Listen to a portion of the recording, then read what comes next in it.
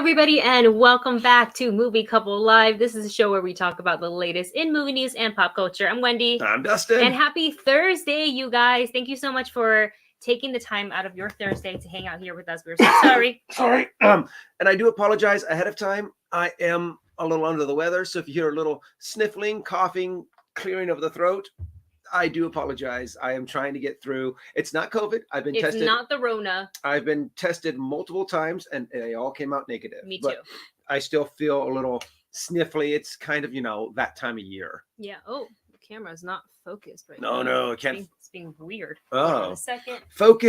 Focus on me. There we go. There we go. So one of the reasons why we weren't able to do yesterday's live stream, and I think I put this already on my personal social media, but just in case, because I know you guys are big supporters of Navi. We're supporters of Navi as well. So Navi had a little health issue. It's like a recurring thing. We've dealt with it before, but she was I would say at the beginning of the pandemic in 2020. But as she gets older, we want to continue to keep a more watchful eye on it. Essentially, we found blood in her urine. So we were able to get a same day appointment into the vet, which is kind of rare. So because they're super busy. So we got her in, and lots of money later. She doesn't have any kidney stones as of now, but we did talk to the doctor this morning because her test came back, and they are finding a lot of different types of crystals and red blood cells in her bladder. So we are going to have to take her back in about 2 weeks, maybe 2.5 weeks, just so she can get another ultrasound to make sure there are no stones. We have to change her diet completely and just make sure that when she goes to the bathroom, she's actually able to go, because if there's blockage, then that can complicate things very quickly. So that's one of the reasons why we canceled the live stream. Another is it's more me. I volunteered. Well, yes and no. So the long story short is the rescue that we got Falcor and Navi from, Hand and Paw. They were looking for a last minute foster for one of the dogs that was coming up being rescued from Tijuana, which is actually Navi also came up from Tijuana. And she is a poodle, maybe poodle mix, or maybe just straight up poodle. I'm not sure. Yeah, she's a lot. Yes. Imagine Navi, but tall, skinnier, and with longer legs. Yes. And she really does kind of have this dorky kind of all over the place. They say that she's 4 years old. I'm thinking she's a little bit younger than that. I'm probably thinking she's closer to 2, because she still has a lot of puppy tendencies. Yeah. Super cute, very dorky. What is her name's Lolly? Her name is it's the name that was given to her when she picked up. So I'm just trying to give her with motivation of treats to try to have her associate herself with that name. It's kind of weird fostering this dog because she was abandoned on the freeway down in Tijuana for days. She doesn't understand the concept of a treat. I literally had treats. Actually, it's the one that Blade had mailed to us. Yeah. And we cut them up into bite size so we can, kind of use them for teaching and training. And she just sniffed at it and she walked away. I was like, I've never seen a dog walk away from treats, period. But she's also not afraid of anything. She's not afraid of loud noises, kind of opposite of what Navi was when we got her. So yeah, but we're going to keep her for, a little short term. She just came up literally just yesterday. So maybe we keep her a week, maybe we keep her a month. We don't know, but there's possible a very likely adopter waiting already. So we're just going to let the wheel do its thing and just keep her and hang out with her friends. She's very sweet. Yes, very sweet, very lovable, but yeah, very awkward. Like Bambi on ice kind of legs. That's actually a really good analogy. That's kind of when she shakes, her legs go. Yeah. But she's also very much the way that she does pets and loves is she's all over you. She right body check sorry, you. I didn't mean to. That was really. You have a hard head. Sorry. Nikita is here, my co-host from the Geek and Glitter podcast. Actually, I think I have to go onto our YouTube really quickly just to see what the sticker looks like. Here, I can show you. Oh, okay. It's a cute little grinning fox. Oh my god. Such a cute little grinning fox. Adorable. Thank you, Nikita, for the super sticker. Thank you so much. Thank you, guys. And thank you guys, of course. Oh, go ahead. I just want to say thank you for all the messages inquiring about Navi's health. She is doing okay right now. She's on antibiotics for 2 weeks, and it's a whole different diet, expensive prescription diet, but that's gonna lower her HP in her body. So we'll just, if everything goes well, then you know what, I'll spend the extra money on the diet to keep her healthy, because what's it to me if we want to keep Navi as long as we can. I can care less about the price. Leo says, I love your Hawkeye hair. Oh, thank you. I saw that. I wanted to mention thank you for the I'm actually kind of going for that look. I do want to grow the top out a little bit longer, and I think I'm actually going to shave the sides a little bit shorter. We did it at home. This is not like let's go to the salon type of a situation. Yeah, the real test though is how does the back look? You have to. Can you look up? Up. Not too much. Oh, too much. And look to your right. The other right. My right. So Dustin, the problem with the hair is, and other hairdressers have found the issue with this.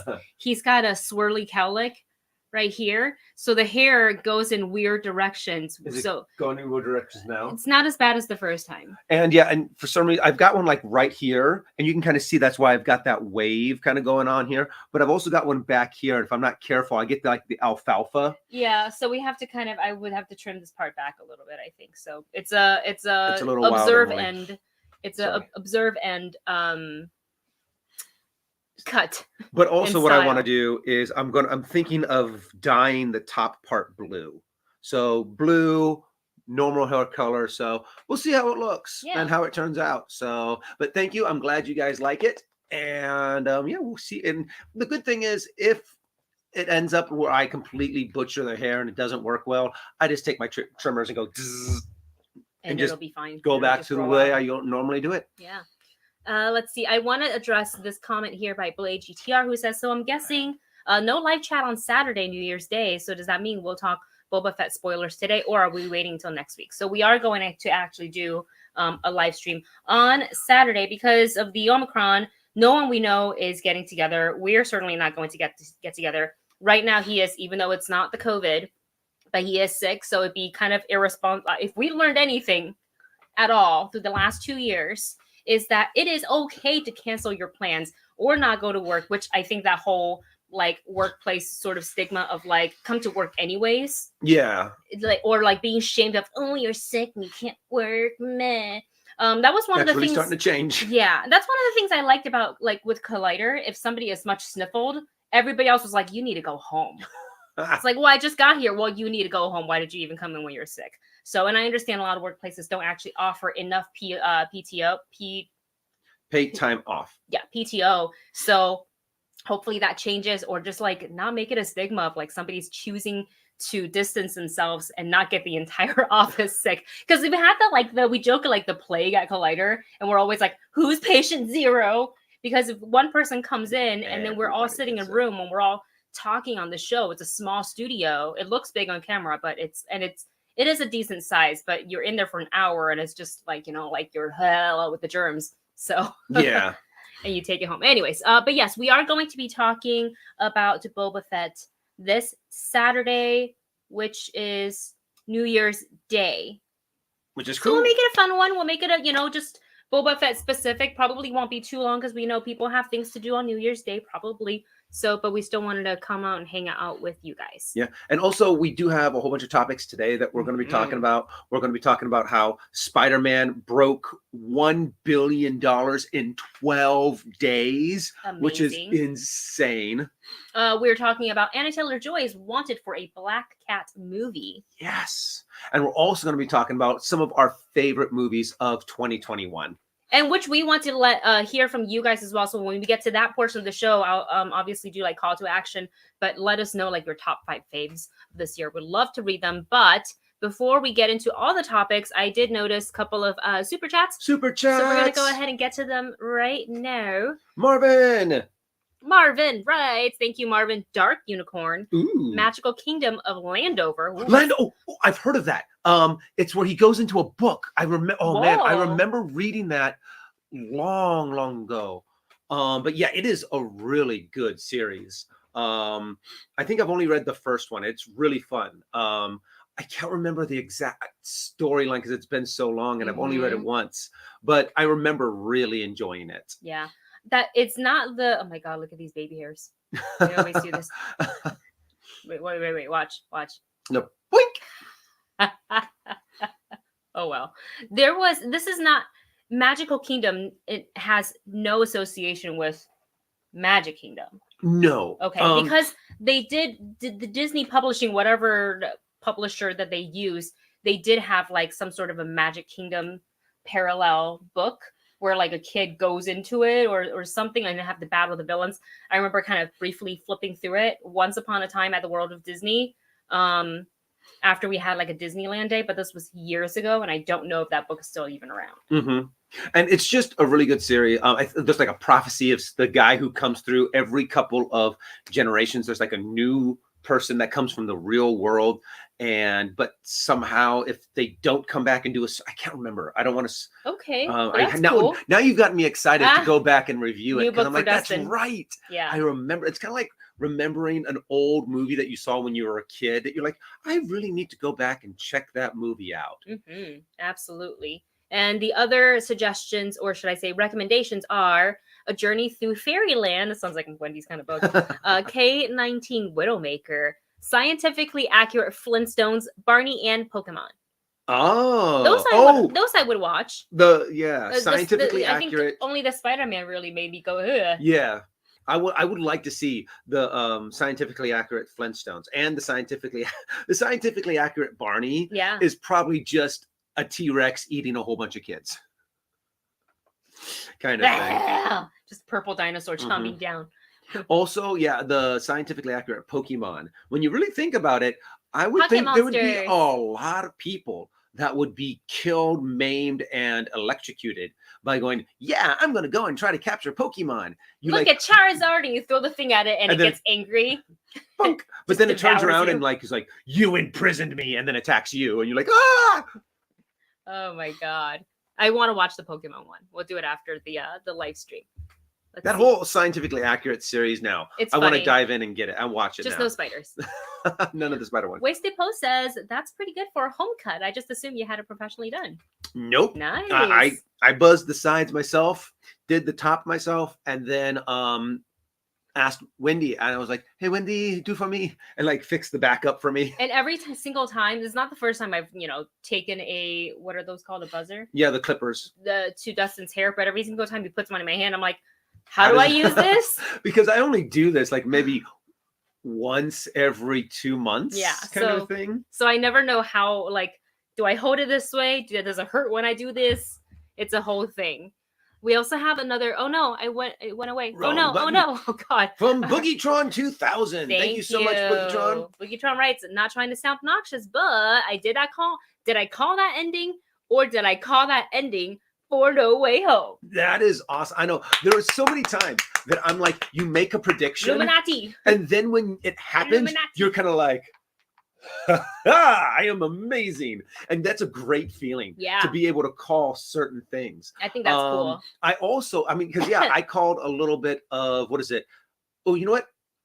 I don't want to spoil it. But what happens, the way they solve the problem at the very end, I was kind of like, oh yeah, that's what's going to happen. I'm not going to say it. I don't think we passed the spoiler period, but it's also the pandemic. So like, I get people are choosing to, not go to theaters, or maybe theaters aren't even open. But I thought they were going to solve the problem in order to get Spider-Man out of the Disney Marvel MCU so they can have him in the Sonyverse. But I immediately, when I found out, when Sony came out and said, no, we're still working with Disney and Marvel for the next 3 Spider-Man movies, I was like, oh, well, that theory's out the door. Because they know what other characters they're able to utilize, and that's going to be cool. And not only that, but this Spider-Man made $1 billion in 12 days. Yeah. I'm pretty sure Sony's like, you know what? We like this arrangement. We like how this is going. We're going to keep this. We like this business model. We're going, and that's $1 billion in 12 days during a pandemic.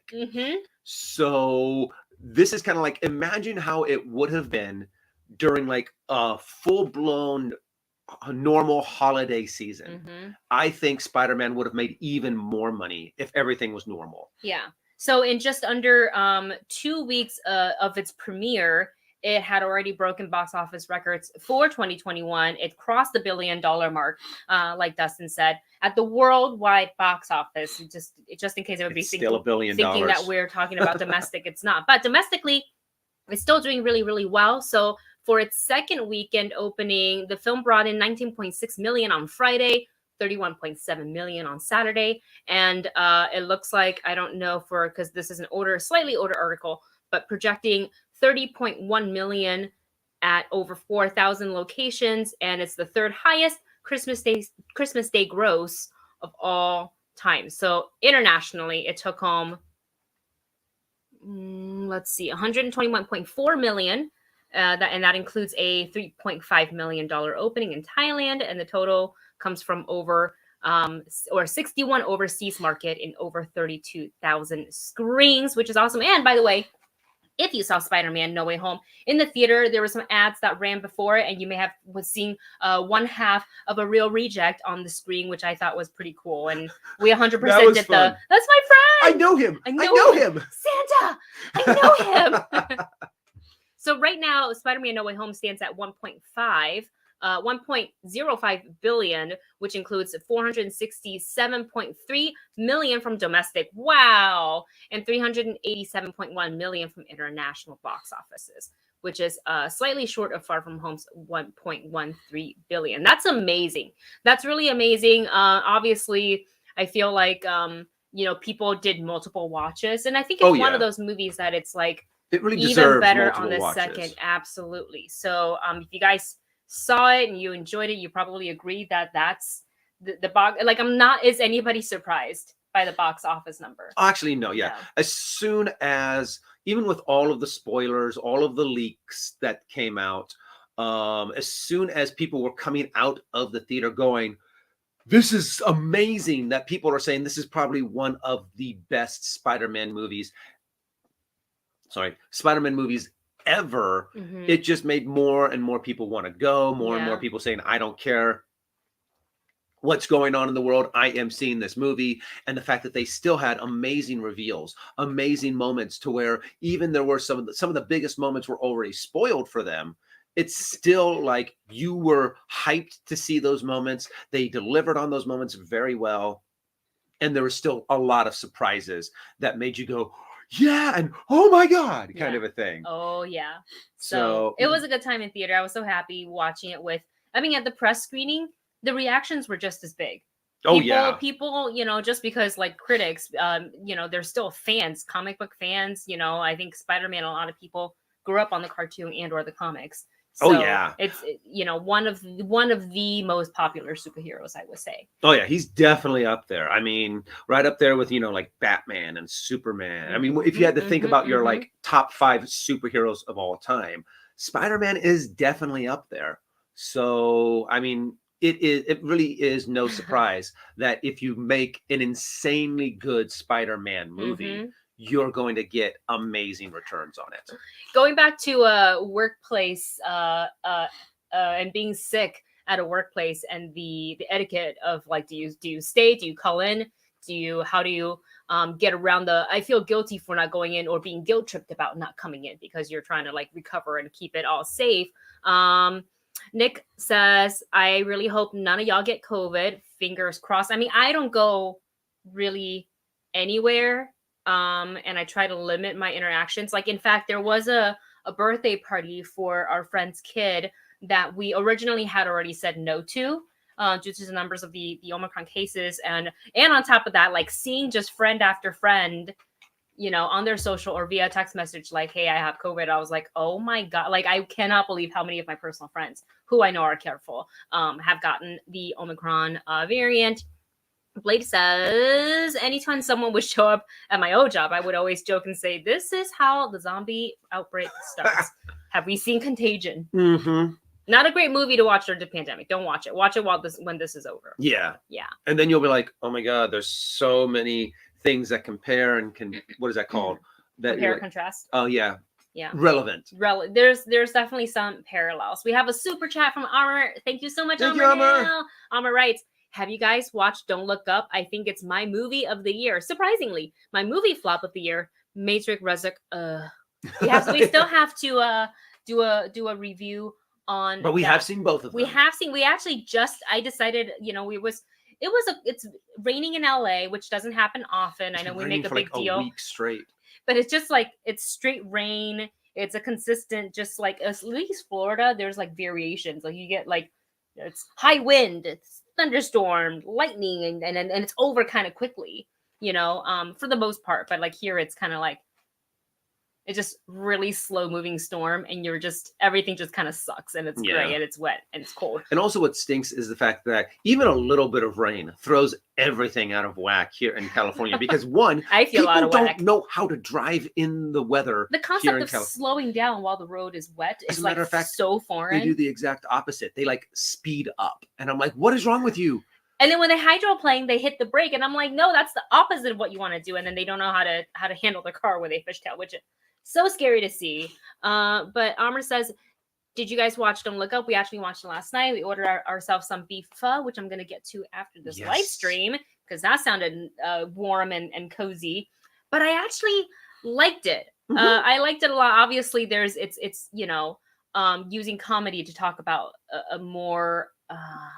I don't want to say it's a triggering issue, because it's not, but more serious issue. Like, listen to scientists, and also you feel the frustration and the struggle of scientists to be taken seriously, and how much of that goes into politically the climate, like what that is, and what certain aspects are needed for said parties, whether it's left or right. Like, it's just really interesting to kind of see that play out in a movie, which is something I feel like we all kind of know already. But I thought it was a fun script. I enjoyed Leo's character. I enjoyed Jennifer Lawrence's character. Yes. I was surprised that I forgot Timothée Chalamet was in it until he showed up. I'm like, oh. Mm-hmm. Right.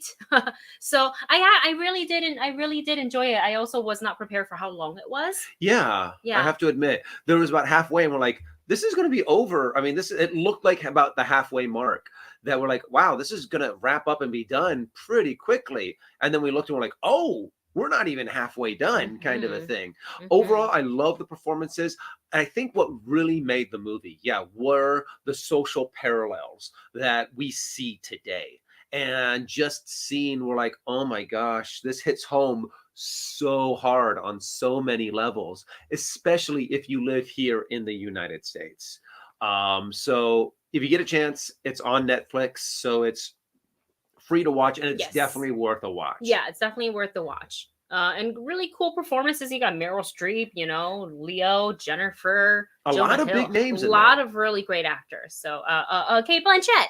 Oh yeah, almost unrecognizable. Yeah, very much so. Yeah, we were like, oh my gosh, that's her. Tyler Perry. Yeah, they're literally everybody's in this movie. Ariana Grande's in it. Uh-huh. MK Sunbird. I just want to kind of say this out loud for anybody who lives in Colorado in the area.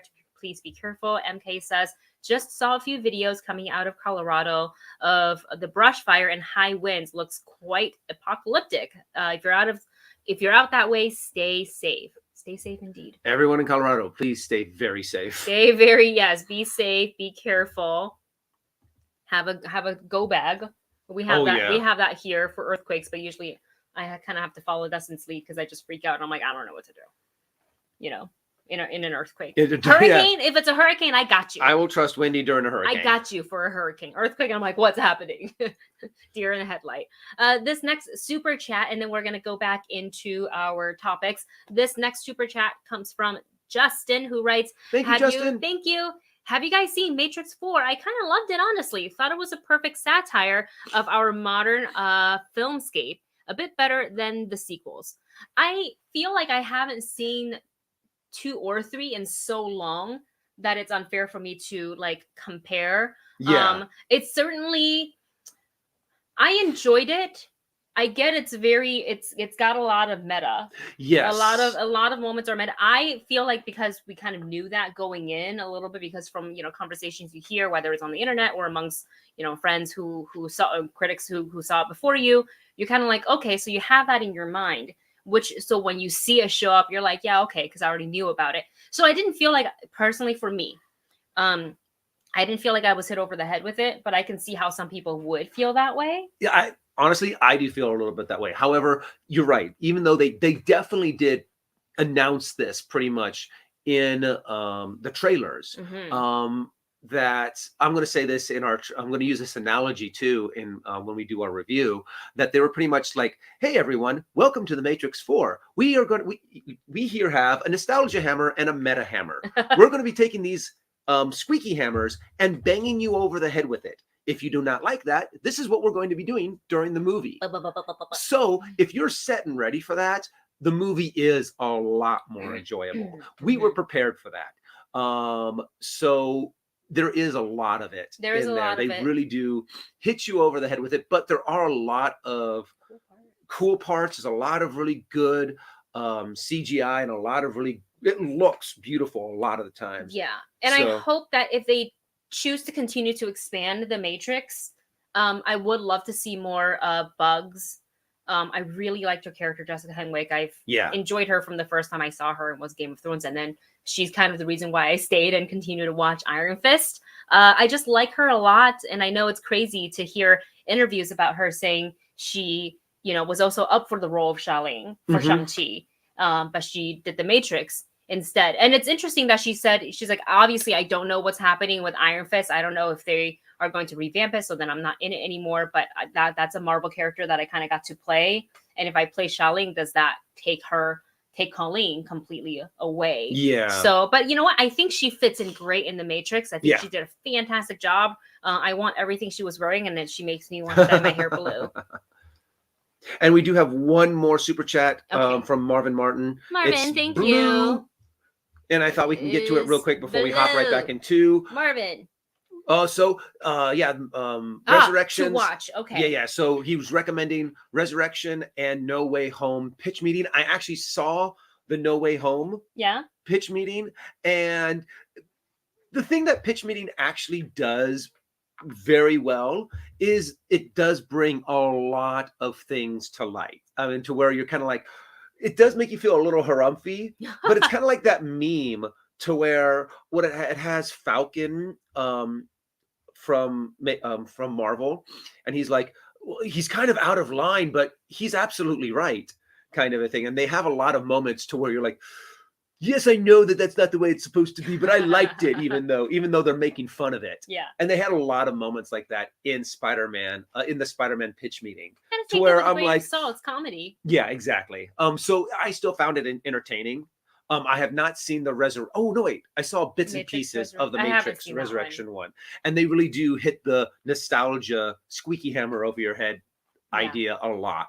I mean, it literally was like, it's like, okay, this mirrors the first movie, this mirrors the second movie, here's the third movie, here's this line from here, but with different characters like Josh Groff, or no, that's not his name. What's his name? Huh? The new Mr. Anderson.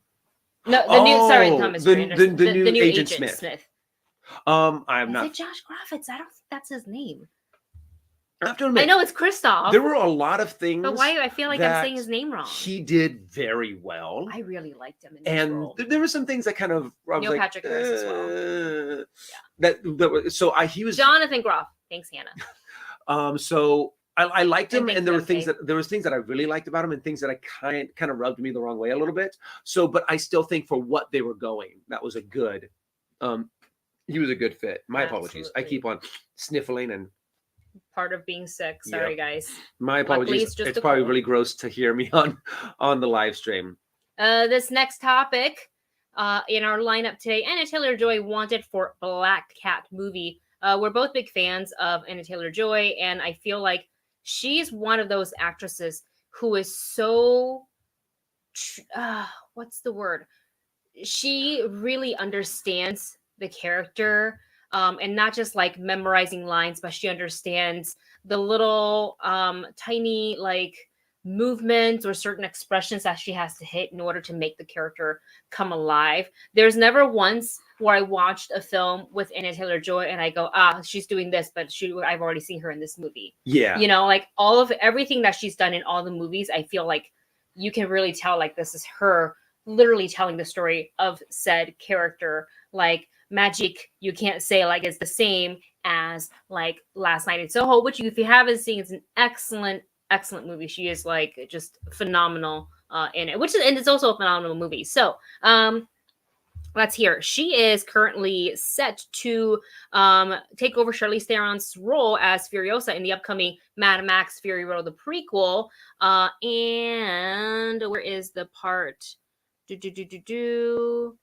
So this is obviously rumor. We're going to treat this like a rumor because there's no confirmed statement from her agent or the studio or from the actor themselves. But according to sources, she is being eyed to play one of the most beloved heroines in the Marvel canon, Black Cat. And I feel like, I don't know if you feel, oh gosh, there's an commercials. ad. All right. So I don't know if you guys have seen her on SNL. But she's so funny. Like the first time I saw her act, which I think was like The Witch, and I was like, okay, dramatic actor. No, girl can do comedy. Like she gets comedic timing. She's very kind as well. I got to meet her briefly when she came to Collider to talk about, I think it was maybe Queen's Gambit or something else that she works on 50 million things. But super nice person, very lovely and super talented. So I think like for her to play Black Cat, I can see it. I can already see the stature and the facial expression. And also, yeah, I really do think she can do anything. She is a very versatile actor. She is an incredible talent. And it makes me excited to know that this is the kind of talent that they're looking for in their Black Cat movie. I really do like now that comic book movies are just getting so much proper, like they're taking them so much more seriously nowadays. You know, I remember the day where they were just like, oh yeah, just throw in a popular actor in there, even if they don't really fit the role. Back in the 90s, you know, when you got Arnold to be Mr. Freeze or, you know, Jim Carrey to be the Riddler. Right. Kind of a thing. Right. But you really do find they are now really diving deeper into these characters, and everything that we have seen from Anya Taylor-Joy is amazing. And I'm excited to see what she brings to this character. Yeah. I'm also just really excited to see how they're going to be bringing all of these different characters into the Spider-Man / Venom verse, because since Black Cat is very much owned by Sony, and this is going to be strongly a Sony movie, is it going to be connected to the Tom Holland Spider-Verse at all? Because I'm curious on if they're going to keep her with just Venom, like in the Venomverse with Morbius, Venom, and now I guess Black Cat, or if they're going to have something with Tom Holland, or if they're going to bring in another Spider-Man, because I think they could really pull that off. There's been rumors of like reinserting Andrew Garfield back. I read that too. Yeah. That they were thinking of bringing back. I just don't feel like you can have a Black Cat without interaction with a Spider-Man. Yeah, well, I think you could tell an origin movie with just Black Cat. This is true. Yes. But so much of her character is involved with Spider-Man because that's how she was originally written, as a supporting character with Spider-Man. You can make her stand alone very well, especially if you get an actress like Anya Taylor-Joy. But I'm just curious on how where they're going to place her. If they're going to make it so she is a lot more of a standalone character, or if they're going to somehow have a Spider-Man interaction. Yeah. So I think someone just put in there exactly, Leo, you put in there exactly what I'm thinking. At the very, very bottom, the most recent. This one? Yeah, Miles. Okay. I mean, and yeah, Miles Morales. I think that would be a fun story. You could have like this little bit of something with Black Cat is her romantic involvement with Spider-Man while Spider-Man is with Mary Jane. Maybe you could have a little bit of this love triangle going on with Miles, Black Cat, and Spider-Gwen. So I think that would be really fun to kind of see and evolve and just have this different alternative to that the Black Cat love triangle. So I'm just curious to see what are we going to get. And now that they've opened up the Spider-Verse so much, they can go anywhere and do anything, even something that we have never seen before in the comic books. Well, actually, all it would be in the comic books or the cartoons. It's true, because this would be the first live action version of Black Cat that we see. Yeah, but I mean, I really would love to finally see them really opening up the Spider-Verse and giving us live action. You know, we talked about Miles, like Into the Spider-Verse, the animated film is excellent. We can't wait for the second one, So but to see Miles in like, you know, a live action would be really, really cool. Obviously Black Cat, they've been, I feel like that's something that's been talked about for years and we just haven't had one because we keep rehashing the Spider-Man instead of like letting it build. So hopefully now is the time that we can do that. I know there's talks of I think Spider-Woman. There's, you know, and we're wondering like, are we getting Madame Web and all this? And like, there's really, I would love to see Madame so Web much in there. Yeah, and I of course 100% need a live action Spider-Gwen. Like, Yes. I need it. I don't know if they can go the route of having Haley Steinfeld play her, even though because she voiced her in Into the Spider-Verse, but I think Haley's going to be a little busy playing Kate Bishop. Yeah. So I don't know if she can, on top of some of the other, you know, acting job I'm sure she's getting, I don't know if she wants to juggle two superheroes plus all the other stuff. You know what I wouldn't mind seeing? I wouldn't mind seeing Emma Stone back as Spider-Gwen, because it kind of fits that she was Gwen Stacy, and you could make it to where in an alternate reality. Oh, and Andrew Garfield sees her as Spider-Gwen. Like, there will be tears. But the thing is, though, she's like, and then there's that moment. I think it happened in the comic books, one of the comic books that I saw, to where Peter goes up to Gwen and they start telling their story, and they're like, I lost my Peter because of this. I lost my Gwen because of that. And it's just this crushing moment, kind of a thing. And I would love to see that, and have it be Andrew Garfield and Emma Stone, because that would be even just even more. Absolutely. Justin says clearly people love trying. People love triangles. That's why They're keep fun. Being in stories. Not sure how I feel about them though. Yeah, I just don't want that to be the center focus point of a Spider-Man or Black Cat movie. Like, if it's slightly mentioned just briefly and you kind of feel that it's there, great. But like, I don't want that to be like, I don't want the movie to be about that, because I feel like that's not I can watch another movie. I can watch 50 million other like Netflix things. I can watch K-dramas that will give me all the love triangles that I want. I can Emily in Paris right now. I'm watching season 1 and it's my god, there's like 5 different love triangles going on in that show. Yeah, but it makes sense for a show like that versus like a Black Cat. Like, I want to see Black Cat be Black Cat and just have that be a part of her story, but not the focus of her story. Yeah. This super chat comes from Marvin Martin. Thank you so much. Marvin writes, I think we might have missed one before that. Okay, too. But let me read this one first. SH movie message. Good girl equals damsel. Bad equals equal. LOL. I mean, superhero movies message. Good equals damsel. Oh, it's like damsel in distress. Yeah, and if you're like a bad, then just kind of like Catwoman, Black Cat. Both of those are kind of bad girls. Kind of a thing. So, and they're the ones who they're able to stand up and stand toe to toe with the superheroes. But yeah, honestly, that's why I would love to see. You know what? That's also part of what our society has. If you're a good girl, you kind of have to be rescued. But if you are independent and strong, that gives you the bad girl mentality of, I don't need a man to save me. Oh, well, then that means you must you're a little bit more independent, and that's kind of, it's sad that it's frowned upon, kind of a thing. So even like someone who is good, like Gwen, Spider-Gwen, I think she would kind of people would see her more of that strong, independent bad girl, and she even has like the side hair. Bad girl, I would say lightly. Yeah. Like, you know. Also, this is the one that I missed. Super chat from Justin. Thank you so much, you guys. Justin says, have you guys watched either Arcane or Squid Game? Squid Game. Maybe the best 2 shows on Netflix this year, and both snuck up on us. Arcane might be perfect. Ooh, I've heard that from so many people.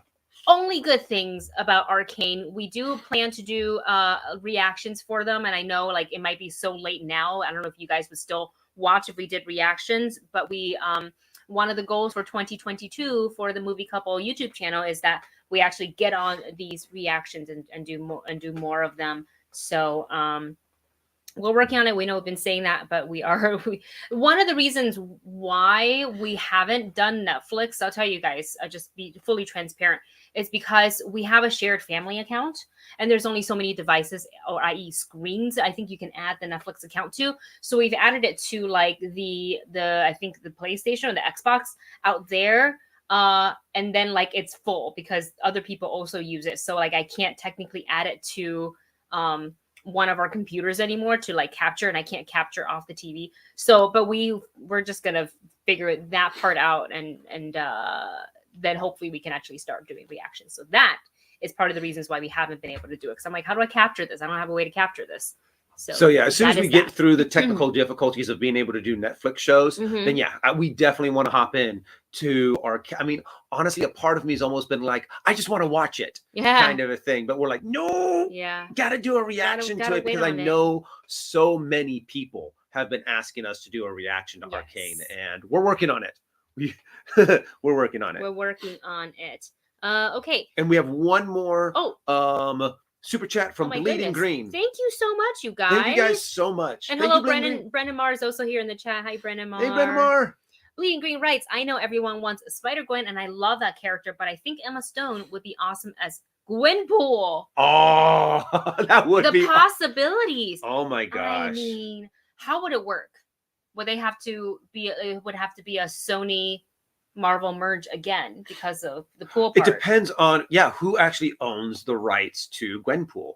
Is that does that fall under the Sony, or is that more Marvel? That might go under Sony. I think it might. It might. If it does, I think that'd be hilarious if they, because now the multiverse. I want Ryan Reynolds to pop his head in for a second. What? And you know that is something that what is it called? Ryan Reynolds would probably be game for. Yeah. Is the fact of just make it more meta, more over the top. But if you do a Gwenpool, I think you kind of need to go the way that Spider-Man is going right now with the multiverse. And you'll have to have Headpool, or it's Headpool. You have like, I can't remember the dog's name. And there's also Lady Deadpool. And just have the whole Deadpool family in there too, where I feel like that would go under Disney. No, it gets tricky. Yeah, it gets a little confusing. But if you do that, if you do a Deadpool multiverse movie, oh my gosh, that has to be rated R because all of them have to be so vulgar, and there just got to be a moment where they're just super just going at each other with the verbal. Rated Ma for mature. Rated Ma for mature. Yeah, absolutely. Oh, with the Arcane, Wendy may need some tissues for a few episodes of Arcane. Just trying to give you a friendly heads up. Good to know. Good to know. I'll maybe not wear mascara or make sure it's waterproof so I'm not like a dripply mess. Okay, should we go ahead and talk about our favorite movies and TV shows of 2021? Yes, let's dive into the best of 2021. Here we go. Since this is today's the 30th, tomorrow's New Year's Eve, so this is officially the last live stream of year 2021 here on the YouTube channel, and then we'll be back on Monday on New Year's Day to talk Boba Fett with you guys. So if you guys haven't already, we would love to read what your favorite movies and or TV shows of 2021. We can maybe do like 5 and 5 for you guys. Just let us know, put them in the chat, and we'll try to get to them as well. Dustin, why don't we start with your list of movies? Okay, so for movies, some of my top picks. What I pretty much did was just go through the list of movies that we had reviewed and been like, oh yeah, that's right, I really like this one, because at the end of the year, it's always really hard to be like, did this movie come out this year? Or did this come out the end of last year? Yes. So I did definitely have to put down there. One of my top movies is, I'm sorry, the movie that just came out recently, Spider-Man No Way Home. Oh my God. That's also on my list as well. It is very high on my top movies of this year. Since we're huge Spider-Man fans, we're huge Marvel, and we're huge comic book fans, it has to be up there. And it just blew us away, even with all of the leaks and the spoilers that had come out beforehand. It was still amazing. Definitely Spider-Man No Way Home is on this list. Yeah, absolutely. I mean, it's funny because I think there was a lot of hype surrounding this movie before we even went in. But when you get your butt in the seat, you know, especially for like press screening, you're just kind of like, but it's good, right? Or is it like they're trying to do so much? And there was, you know, talks of people wondering if Tom Holland's going to be a co-star in his own film because they're stuffing so many villains, so many other characters in this film. And then we watched it. It's very much a Tom Holland-led film, and they told a really great story. I just was entertained thoroughly from beginning to end, you know, post-credit scene included. So yeah, definitely Spider-Man No Way Home. Yep, definitely on the list. top of this. And I actually really liked what you said, is the fact that they were able to pull off the trope that a lot of 90s superhero movies had, that people were like, oh, you can't do this because it's just too crowded. They were able to have all of these characters, all of these villains, and it didn't seem overwhelmed. It did not. They pulled it off insanely well. So I really do like that they were able to do that in Spider-Man No Way Home. Absolutely. What is one of your movies? I am going to give it to Shang-Chi and the Legend of the Ten Rings. Sorry, we're doing like a lot of superhero movies here, but we enjoy comic book movies. I find myself thoroughly entertained by the story and the action.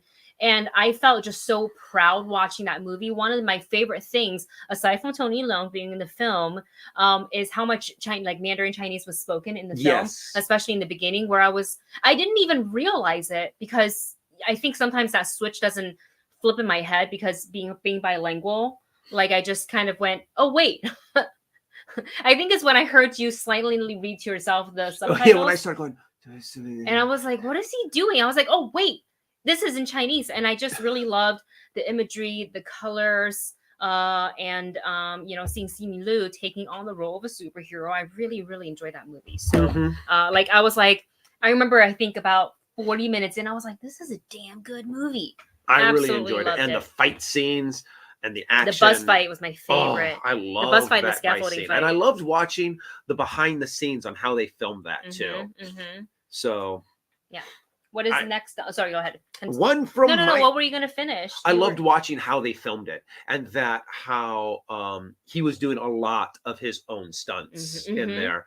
And there's even a lot of times when he was saying, I can't pronounce his name. I'm terrible. Tony Leung? No. I'm sorry. Simu Liu? Yeah, Simu Liu. How he was going, yeah, I try to do my own stunts, but that's why I let the professional. There's some stunts that there's no way I could do it as well as these amazing professionals. And it's also, you're the star of the film, so we like cannot risk you getting injured. So if there's a big stunt, we leave it to the professionals who's been trained to handle stunts. And how Simu Liu was like, oh yeah, Tony Leung like practiced like 2 weeks. And he's like, yep, I'm ready to go. And Simu Liu's like, it took me 3 months to get into this kind of shape. I feel like Tony Leung is one of those guys like, hey, sir, we changed the choreography an hour before the thing. He'll watch it for 15 minutes, be like, I got it. I'm good. Like him and Michelle, just legends. What is next on your list? Next on my list, I'm going to say, you know, I'm going to go to Free Guy. Oh, that's on my list as well. I loved Free Guy. It was so much fun. It was Ryan Reynolds doing his thing to the max, and the whole movie it revolves around that. It's structured around that, and it worked perfectly. There are so many meta moments in there to where we're like, oh my gosh, that is like our real world. I thought it was all going to take place in the computer world, and I liked how it really did balance the two back and forth between the real world and the computer world. I loved the characters. You just loved Free Guy. You loved all of the other, I mean, everyone involved in this movie. Taika Waititi was a blast to watch, because you know 90% of those lines were just improv. 100%. And so much fun. And you just come out of that movie loving life. You're just like, I feel good. I want to go out and start having an excellent day. An excellent day, and sing the Mariah Carey song all day long. As it is now being stuck in my head, because now I had started thinking about it, and now it's in my head. For me, the next one I'm going to go to an animated film, and that is The Mitchells versus the Machine. That is an excellent movie. I love the animation style. I believe it's also from the same people, bless you, from the people who made, was it the Lego movie or was it? Yeah, Lego. No, Sorry, Spider-Verse. Spider-Man, this Into the Spider-Verse. And you can see the writing is brilliant. The animation's a lot of fun. It's a little bit different. And there's, of course, they get you with the heartfelt moments at the end where you're just like, meh. So I think a lot of people slept on that movie. If you get a chance to watch the Mitchells versus the Machines, check it out. Absolutely, it is check it out. insanely good. I love the way, I mean, the guys who did this movie, the same guys who did Into the Spider-Verse, really are able to take animation, flip it on its head, give us a new style, and just make it work incredibly well. And the Mitchells versus the Machines just continues that tradition insanely. I loved how they animated it, and it went from one style of animation to another style of animation. And if you haven't checked it out, highly recommend it. And we did get a little bit of a box. If you follow Wendy on Instagram, you were able to see. You know. Very cute, heartfelt movie that you just go. That had so many amazing moments. Yeah, the Moose. Really great. The Moose. All right, what is next on your list? Well, let's keep with animated movies since the Mitchells versus the Machines was amazing. I'm going with Encanto. Encanto's on my list as well. I loved Encanto. I had so much fun watching that movie. You could definitely tell that the music is by Lin-Manuel Miranda. Once you start listening to it, you're like, I know who wrote this, even if you didn't know that he was involved in the movie at all. It's definitely his style, and it's a very original storyline and a very original kind of telling, while staying very truthful to the culture of Colombia. Thank you. I kept on wanting to say something else, but yeah. To the Colombian culture. Wendy was actually able to take one of our friends who is from Colombia, and she just loved it to death. I asked her, I had, because Dustin was working, he couldn't come, but I had was actually, and it ended up that I was actually able to bring a guest. So I texted her and I was like, hey, so there's this movie called this, take a look at the trailer. If you're interested, you want to come? And she was like, oh yeah, absolutely. So I don't even think she looked at the trailer before she told me yes. She was like, yes. So it's a good time. The songs are fantastic. Watched it for the second time because now it's on streaming on Disney Plus.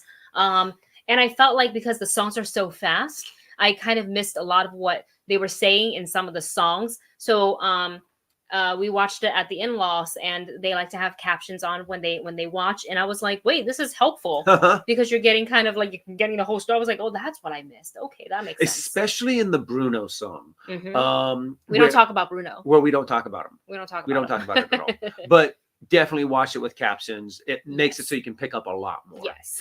Okay, what's next on your list? The next movie on my list, I've seen it 3 times. I've seen it in theatrical setting as well as at home. And man, it is a fantastic watch each time. And that is Dune. I remember being so nervous actually about seeing this movie because like reading, doing trailer reactions and reading the trailers, and a lot of people are saying like, oh, you think you're going to be able to have time to finish this book before you see the movie? Just a lot of like not most positive comments that made me feel like maybe I'm not like worthy to watch the movie. And I was like, well, hold on, this is a movie, it's entertainment, I'm going to watch it whether I've read the book or not. I'm working through the book right now, but I remember going in, you guys know how I get with my notebook when I take notes in the film. I ended up taking like I think 2 pieces of notes, like 2 bullet points, and then I just stopped because I was so enthralled in the movie. I absolutely loved it, and I thought that they did a good job of giving the book lovers what they wanted to see, as well as introduce the film to the people who haven't read the book, but it still made it very easy to, like, I didn't feel like finding myself like, I'm like, I don't understand. Like, I got it. Oh, yeah. Obviously, the terminology is a learned thing, but if you watch enough sci-fi stuff, if you just stick with it, it really makes sense at the end, because a lot of the terms are like kind of made up. Well, a lot of, yeah. It's like watching a lot Lord of the Rings. Names, yeah. It's the language is made up. The Elven language is made up. But like if you stick with it and you just embrace it, it's a fantastic watch. It is a great example of sci-fi fantasy, to where it's futuristic, but they did a really good job in this movie just making everything tangible to where you're like, I could see that really existing. I can see, even though it is a far-fetched, absolutely way millennia beyond what we can do today, it made it seem real. It made it seem like this really could exist. My apologies. So highly recommend. It is gorgeous. The sound. If you see it, well, I don't think it's even available in theaters anymore. No, I think it's. But I don't even know if it's on HBO Max because they have the 30 days only thing. Oh, so but be prepared if you do see it in the theaters for loud. It is a loud movie. It's glorious. And it makes it so you like, we're going to make you feel the sound. You hear the thumper, boom, boom, boom, boom. Yeah, really fantastic. So highly recommend. Go check out Dune. Now back to my list. A movie that really caught me by surprise. That's something that I think you recommended that we watch. And at first I was kind of like, I don't know if I want to see something this heavy. Blue Bayou. Oh, Blue Bayou is one of those movies that your heart will break. Your heart will break. It's a story that also reveals something about our society today. And it is just the struggle of what some people have to go through just to survive. And especially when it's of no fault of their own. It's just the fact that they've been dealt that really shitty hand. Yeah. So, and they had no choice in the matter, and they were just ripped from their homes. So if you get a chance, if you want to see something that will just really touch your heart and really just kind of traumatize you a little bit, Blue Bayou. Yeah, it's just completely insane.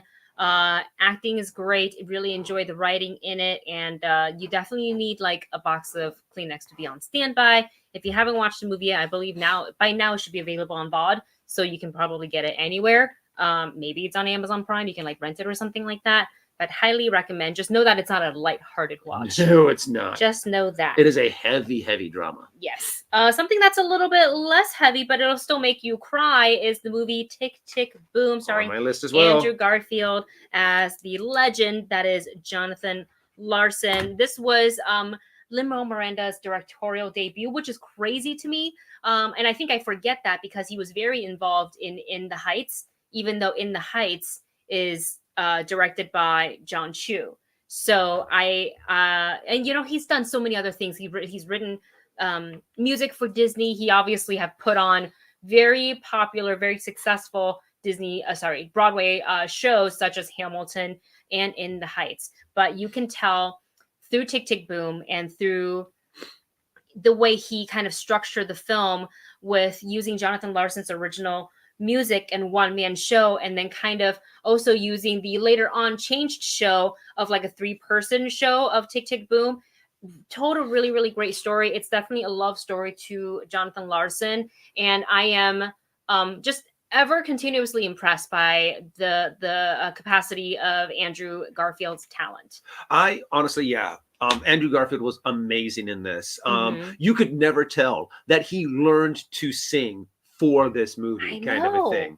And I think even Lin-Manuel Miranda was amazed by it, to where Andrew was practicing and Lin-Manuel kind of was walking by and does this, you can sing kind of a thing. But you could tell that Andrew Garfield wanted this role, and he worked hard to get it. He worked hard while he was there. He loved every minute of it. And it is a phenomenal movie that really just gives you the feel. The music is amazing. The acting is spectacular. So if you have not seen Tick, Tick, Boom, go watch it. I think Andrew Garfield said in the Q&A because I watched it at AFI Fest, he said, I wanted to work with Lynn. I wanted to do this role. So I said yes, even though I didn't know how to sing. And I said yes first, tackle the problem later. And I was like, that's a true artist right there. But just like, man's just oozing with talent. I will find a way. So I let you do. Tick, Tick, Boom was on my list as well. I only have one movie left. Same here, and that's Raya and the Last Dragon. Oh, so good! Why did I not put it on my list? Why? it was a great way to kick off the year, to be able to be like, yeah, a movie that we've been waiting for a while. Yes. And the animation was amazing. The story was great. I love the fact that Disney is starting to do more and more of this inclusion with a lot of their animation and a lot of their movies. And Encanto and Raya are great examples of that. And original stories too, like we're no longer following like a story like a Cinderella, Snow White. Yes, and the fact that it's no longer a princess who's a damsel in distress kind of a thing, who's going to be saved by a kiss, who's going to be saved, which is fine. It's classic, story. We love all of them, but yes. But the fight scenes in this were awesome. I love the fact that Raya just kicked ass, and I loved the way that they animated these fights and the weapon that she had, that sword that turned into like a sword whip. And I was just like, yes. And Awkwafina did a great job on just playing a great comedic character that had a lot of heart. She played a dragon and then later starred in a movie with a dragon. Yep. Very true. I wonder if she's born in the year of the dragon. Oh, that'd be interesting. I have to look that up. While Raya was not on my list, and damn it, I should have put it on there. I did put Last Night in Soho on my list, which I think you still have yet to watch. Which one? Last Night in Soho. No, you're right. Oh my gosh, not seen Last Night in Soho. It is fantastic. It's by Edgar Wright. There is just beautiful cinematography. There's one specific scene that dealt with a lot of mirror, which was shot with a lot of rehearsal. It's practical. There's no CGI or other, like computer generated type of things in that scene, which is even more impressive because I think anytime you film anything with mirrors, it's hard because it's like, how do you not get yourself or something else? And when you guys see it, because it's a constant moving scene, it's really incredible. Obviously, very talented cast as well. Really cool story. Gets very dark towards the end of it, but it's a highly recommend, a fantastic watch. The fashion's great and the music is great as well. So we should probably find the time for you to watch it because it is excellent. One of my favorites of 2021. Now, those are pretty much the movies that we absolutely loved. I do want to throw out some quick honorable mentions. And then we're going to get to the comments. That I have to admit that I really enjoyed this year. On the top of my list, West Side Story was a great watch. You had some people that were the perfect example of triple threats. Yes. Singing, acting, and dancing, did an amazing job. And also, do you want to go one by one? I don't have any honorable mentions, so you can just name them these off. Are my honorable mentions. I forgot West Side Story, I thought was a great watch. Ghostbusters Afterlife was a lot of fun. I really enjoyed Ghostbusters Afterlife. I also really liked King Richard. Oh my gosh, with Will Smith. Good.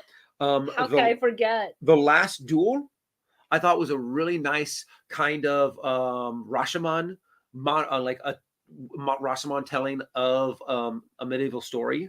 Luca and A Quiet Place 2. Oh my God, you put a horror movie on your list. Well, I have to admit, Quiet Place isn't really a horror movie. It is a family survival movie. With horror elements. Horror elements. So that is our favorite movies and honorable mentions of 2021. We're going to get to TV shows in just a second and just kind of quickly fire them off.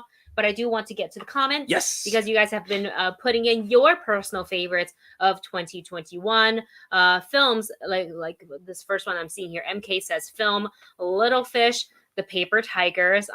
Bo Burnham Inside. Coda is also an excellent film. Titan and Pig. And then for TV, Station 11, which I have yet to watch, but I'm going to. For All Mankind, Yellow Jackets. Everybody's talking about Yellow Jackets. Blind Spotting, Reservation Dogs, and so many more. Too much good TV this year. Can you take a screen cap of that? Because there's a lot of movies there that a lot of shows that I'm like, oh, I've got to watch that. So, but thank you very much, MK. That's an amazing list and a lot of good recommendations. RMD, and I feel like these three movies are on. I'm seeing a repeat of a lot of these in the comments. Top 3: No Way Home, Dune, and Shang-Chi. Black Loki says the same thing. for Shang-Chi No Way Home. I feel like No Way Home is going to be in almost everybody's Yeah. list. This list from Blade includes so Free Guy, The Harder They Fall, which is on Netflix that you should absolutely watch. The Suicide Squad, Spider-Man No Way Home, and Dune. There's also an honorable mention for Finch as well. Let's see. Oh, Tovi, this is a movie that I kind of forgot that was actually pretty cute. Ron's Gone Wrong. Oh, Ron's Gone Wrong's really cute. I have to admit, that was a pretty cute movie. Yeah, that was really, really cute. It's definitely obviously for the younger audience, but really, really cute. And Alex Corey, Alex Corey put Ghostbusters Afterlife is easily top 3 for him. Mm-hmm. Ghostbusters Afterlife, it was a fun movie, and Yeah. I'm just happy that they finally nailed a way to bring back the Ghostbusters franchise. Yes. They have a new cast. They have a story that can really take them forward. So I'm excited to see what the next generation of Ghostbusters movies is going to be like. Yeah. Let's see. I'm going through the comments here to see what else there is. Reese says favorite movies of 2021 is Shang-Chi, King Richard, and Spider-Man No Way Home. All excellent movies. Let's see. I think that's it, huh? Dear Evan Hansen. It was okay. You know, I didn't hate it. I think some people are like outright hated it, and I was like, oh, it wasn't that bad. It did not deserve the level of hate that I was it like, got. oh, it's not that bad. Let's see. I think that may be it, huh? Would you consider, because since I haven't seen it, is Last Night in Soho more of a horror movie? Mm-hmm. Because Alex Corey does put Last Night in Soho is top 5 of the year for me. My favorite horror movie film of the year. Where is that? Sorry, was that a comment? Oh yeah. Where was it? Close to the bottom, you'll see Alex Corey, and then there's also a thank you from Leo right below it with a smiley face and 2 hands. Right there. Alex Corey says Last Night in Soho, top 5 of the year for me. Favorite horror film of the year. Well, because since I haven't seen it, is it a horror movie? Or is it more of a thriller kind of a thing? I say, well, there are some parts that I was like, oh, but maybe a little bit more of a psychological. So we'll watch it at home with all the lights on. No, it's not. It's you've seen worse. Oh, really? You've 100% seen worse. Oh, okay, yeah. okay. For example, Malignant horror movie. I have not seen that. That is, Wendy saw it on. Was that the one that you saw on the plane? No, I'm thinking. No, you're thinking of Hereditary. Oh God. Ugh. All right. Hereditary is a movie that I will not revisit again because these images have not left my head. And I saw that back in 2018. And Wendy's like, don't go see it. Don't go see it. You are not going to survive this movie. All right, let's go ahead and just kind of rapid fire through our favorite TV shows of 2021, unless you didn't do it. I actually did not do TV shows. Okay, I just have a handful. A lot of them are Disney Plus shows, Marvel shows because they're fantastic. Obviously, we got WandaVision, Falcon and the Winter Soldier. We got Loki and Hawkeye. So all of them, I'm going to put them in there on the list, which makes it, I think it's crazy. We got 4 shows in 2021 from Disney Plus Marvel. Like, that's pretty incredible. But I also want to say I really enjoyed Shadow and Bone. I thought that was such a great series. Finished reading the book. I have to read Six of Crow now. After I finish the 3 in the Shadow and Bone books. And then, of course, Squid Game, one of the most popular, most talked about foreign content, I guess, on Netflix for a while. We still have to watch Money Heist, but I know that's a popular one. Haven't watched it, so couldn't put that on their list. And then I'm only a few episodes into Only Murders in the Building, but I am really liking it so far. Which one was that? Only Murders in the Building. Oh, is that with like Selena Gomez and Martin Short and Steve Martin? Yes. I was like, the Martins. I've heard lots of Martins. I've heard good things about that series as well. And yes, Cobra Kai is coming out tonight. Quiet. And I love the fact of where they left it off. You know, you have the 2 rivals that now have to work together against a common enemy. Oh, it's like oil and water, those 2. Mm-hmm. like the oldest, the most long-held grudge of karate between these 2. Late to the party is in the chat, guys. Late to the party. Late to the party says so many heavy hitters this year. Indeed. Let's see. Alex Corey says toss up between Loki and The Bad Batch for favorite TV of this year. Marvin Martin says Six of Crow is a two-parter. Crooked Kingdom is in the second part. Nice, good to know. One thing that I loved almost every single episode in was What If. Oh my gosh, What If? What If? Yes. Disney Plus really did do a lot of really fun, just great series this year. Yeah. So really like it. I What If I was like, yeah, I've been wanting this series for so long, and now I want them to make a What If Star Wars. Yes. You can be animated as well. Yeah. And we know that Arcane obviously is, according to a lot of people, almost like a perfect series. So we will get on that when we can. But you guys, I think that is it. That is it for today's live stream. I think Dustin's sniffles, because we're talking so much, has gotten a little worse. Yep. So we're going to go ahead and heat up our leftover pho and enjoy that for lunch. Yes. But we love you. We will be back, hopefully less sniffly, on Saturday to talk all things Book of Boba Fett.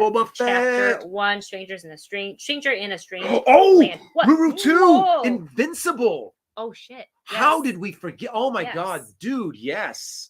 Oh, that was one of those shows that you're like, oh, I like this. This is kind of like a fun, oh my God, kind of thing, to where you're like, I did not expect it to be episode 1 that brutal. Because everything was fine in episode 1, and it wasn't until, like you said, the end credit, you're like, wait, what? Where you're just like, oh, and then it just kept on going, and then it got worse and more brutal, and you're just, you're sitting there completely grossed out, but loving it at the same time.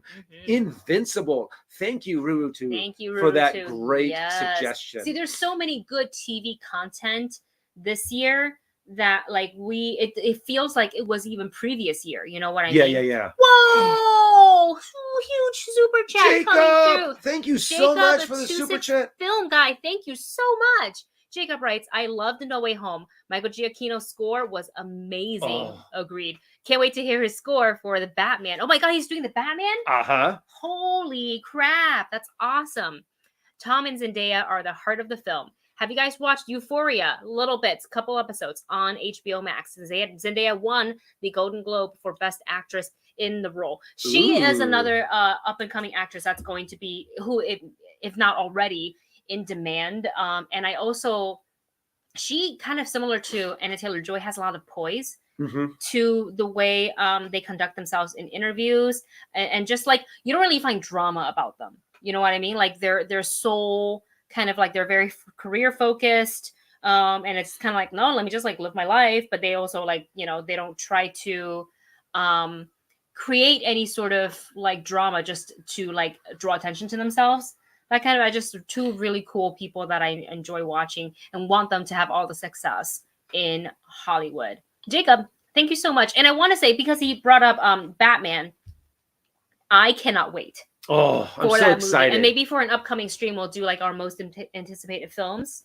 Yeah. Of 2022. But Batman, you can bet your butt, you can bet your bat that it is on the list, because every trailer we've gotten, every like promo picture, anything that we get, I'm liking it more and more and more. And I'm just watching Robert Pattinson like play Batman, and I'm just feel almost proud, because I feel like I've followed the guy's career since Harry Potter. And yeah, and the way that he has really overcome his I guess people going, oh, you mean the sparkly vampire guy? Yeah. Kind of a thing. Yeah. And how he's just like, oh, you're going to label me as that? I'm going to do roles that are so far away from that, off the wall, artsy roles, that you're going to completely forget that I ever did that.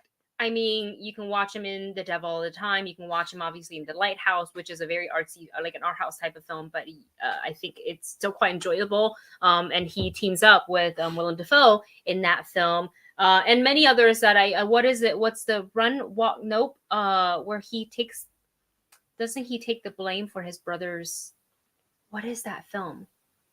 Something about Run All Night or something like that. I feel like if I hang on for just a second longer, someone's gonna pop it in the chat, and then you're like, "That's it." That one is excellent. Euphoria is excellent. That's something I also want to like. There's a lot of shows. My list keeps building because they also keep putting out Korean content.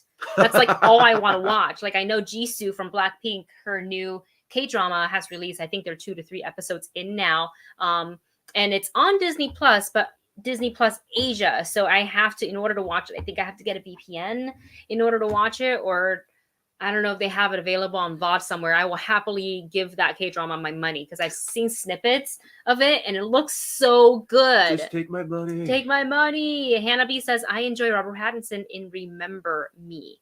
Yes. Oh, Good Time. Yes, MK. I don't know why it said Run All. Well, I think it just came up with some stupid title. Run All Night. That's the movie he's in. Yeah. All right, you guys. We love you so much. Thank you so much for this awesome super chat and all the other super chat that we got from the stream. We can't wait to do more live streams, obviously, in 2022. Some of the things that we've been wanting to try, we tried it once and it didn't really work out. So I want to kind of try again. But I want to see if we can try streaming again on OBS instead of using StreamYard, which is what we're using right now, just because I want to try to build in some notifications and things like that. But it takes some time. And while I've got it, I feel like I've kind of gotten it down for Twitch, like OBS and YouTube, for some reason for me, and maybe it's just my brain, it doesn't play well with each other. I'm just like, why aren't you working? I can't get some of the alerts to work the way I want them to. But you guys, we love you. We're going to go get this one taken care of. Feed him some hot soup. Do you want to say hi to Navi, you guys? Oh, yes. Navi is Star here. of the show. Really, Ready? the only... 1, 2, 3. The most important person in this household. Hi, everybody. I wish welcome to the show. I hope you all had fun. She's a little grumpy because we got a new dog in the house who's not spayed yet, so really wants to get into Navi's face and sniff her. Yeah. And she's like, leave me alone. I'm old. All right, guys. We love you so much. We will see you Saturday for the Book of Boba Fett spoiler discussion. And until then, take care of yourselves. Bundle up if it's cold where you are. And we will catch you guys. Oh, no.